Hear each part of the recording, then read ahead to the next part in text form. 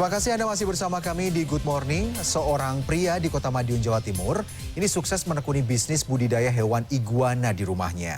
Bahkan dalam setahun, ia mampu menjual ratusan ekor iguana dengan meraup cuan tuh hingga puluhan juta rupiah. Iya, banyak ya yang sekarang ternak iguana gitu. Jadi pengen tahu kira-kira pakannya apa sih supaya cepat berkembang biak gitu Padahal loh. tampilan tuh agak-agak menyeramkan gak sih iguana itu kan? Iya, dan ternyata ya itu banyak sekali yang suka sama iguana. Nah, ngomong soal pakan ternak di Lombok Barat, seorang pria mampu menghasilkan jutaan rupiah setiap bulannya dari hasil membudidayakan ulat maggot. Nah, seperti apa bisnis penghasil cuan ini? Ini informasinya.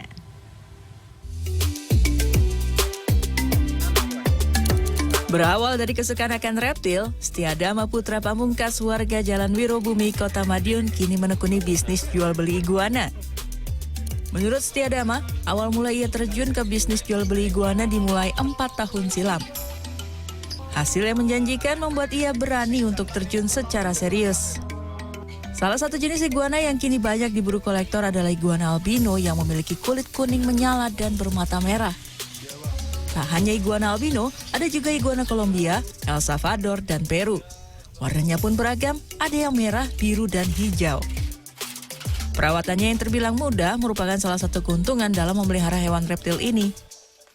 Iguana perawatannya lebih mudah mas ya, soalnya makanannya juga sayur. Terus biasanya teman-teman reptil untuk pertama kali pelihara reptil itu biasanya yang dicari biasanya iguana. Soalnya perawatannya tergolong mudah sih, cuma jemur, kasih makan tiap hari sudah. Khusus untuk iguana albino, ada perawatan yang berbeda. Selain karena matanya rabun, iguana albino juga mudah terserang penyakit pada pencernaannya. Solusinya harus diberi makan makanan yang lembut seperti kecambah. Harga yang dipatok untuk anakan iguana warna merah, biru, dan hijau dibanderol Rp200.000 hingga Rp1 juta. Sedangkan anakan iguana albino dibanderol Rp2,5 juta hingga Rp4,5 juta tergantung dari kualitasnya. Tak heran jika dalam setahun Setiadama mampu meraup cuan hingga puluhan juta rupiah.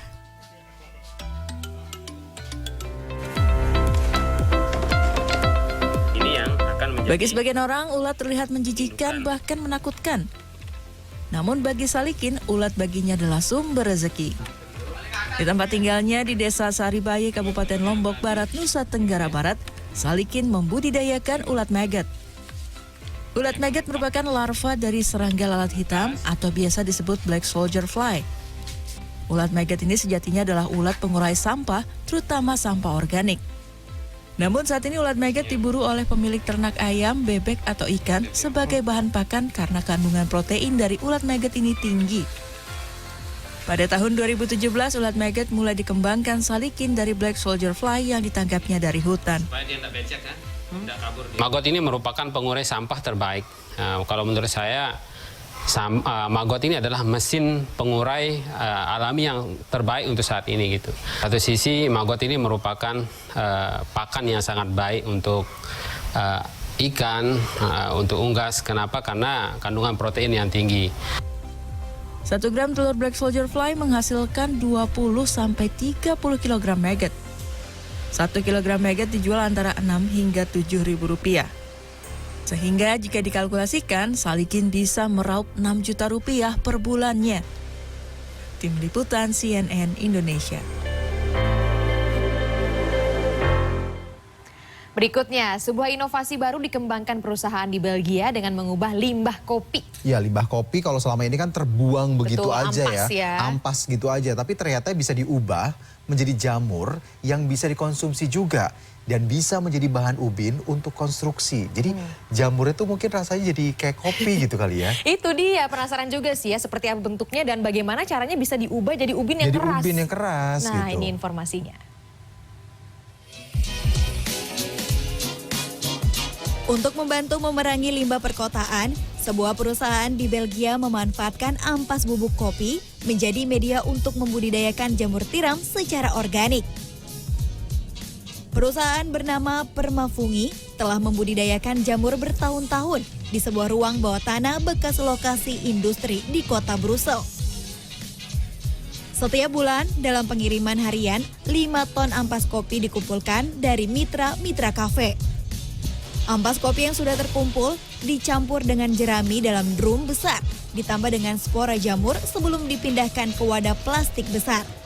Setelah 15 hari, jamur akan siap dipanen dan dijual ke toko organik.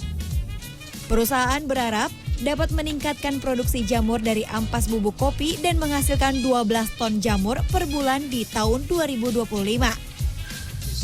Now we have to be able to produce, to transform these organic waste streams, and that's why we need to make the next step, and that is becoming a bigger scale producing to lower the price per square meters actually. Permafungi kini berencana mengembangkan produk jamur lain dan mengolah ampas kopi menjadi materi pengganti plastik.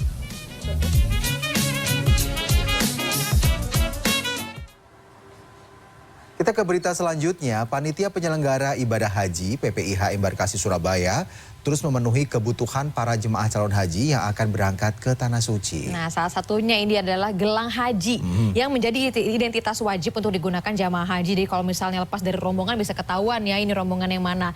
Tapi ternyata tidak banyak yang tahu nih proses pembuatan gelang identitas jamaah calon haji. Berikut liputannya. Sejak tahun 2004, pengrajin asal Jepara, Jawa Tengah ini memproduksi gelang identitas jamaah haji Jawa Timur. Gelang yang terbuat dari bahan stainless steel ini merupakan gelang yang wajib digunakan jamaah selama ibadah haji di Arab Saudi. Hampir semua proses pembuatan gelang identitas ini dikerjakan menggunakan tangan. Sebelumnya, pengrajin telah membawa lempengan stainless steel yang telah dipotong dan disablon asal negara, daerah, kloter, paspor di Jepara. Jadi saya mulai bekerja itu sejak 2004. 2009 saya dipercaya untuk mengelola seluruh Indonesia sampai sekarang. Kebetulan saya menjadi koordinatornya. Semua di sana juga manual, hanya pemotongannya pabrikan, jadi pakai mesin pound, makanya presisi semua. Hasilnya presisi kalau pakai mesin. Kalau tidak dikerjakan manual nggak bisa ini. Karena pencetakan kalau pakai grafir lama jadinya. Makanya kita ada metode ini kita pakai namanya sheet. Sheet itu pakai kertas stensil. Jadi di plate itu lubang-lubang masukkan aliran listrik, tercetaklah nama, nomor paspor, kloter dan sebagainya. Dengan keterampilan dan pengalaman pengrajin, setiap hari mereka bisa membuat sebanyak 900 gelang dalam 3 jam. Biasanya kami kalau lancar ya, itu ada kalau satu hari itu bisa 4. Tapi kalau ini tadi kita sudah bikin 2 kloter. Jadi kalau satu hari bisa 4 atau 3. Subandi mengeklaim kerajinan tangan gelang haji ini mempekerjakan kurang lebih 400 orang. Mereka membuat gelang haji untuk seluruh embarkasi di Indonesia. Ardia Putri, Didin Iswandani, Surabaya, Jawa Timur.